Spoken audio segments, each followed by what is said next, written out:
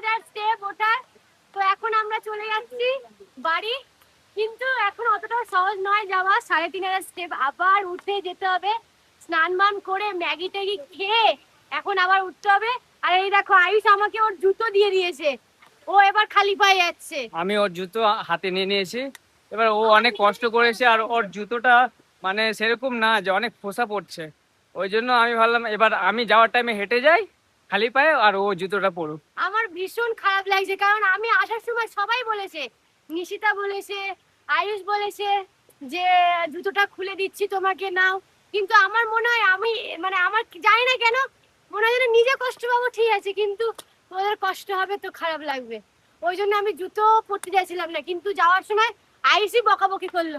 আর যে ও পরো। হ্যাঁ, আর ও আমার জুতো নিতেই চাইছিল না, কোনো মতেই নিতে চাইছিল না। আমি রিকোয়েস্ট করে তারপর আমি দিলাম জোর করে, যদি কমফোর্টেবল ফিল করিস তবেই পরবি, তাছাড়া পরবি না। তো এখন ও পরে আসছে, তো কমফোর্টেবল ফিল হচ্ছে তো।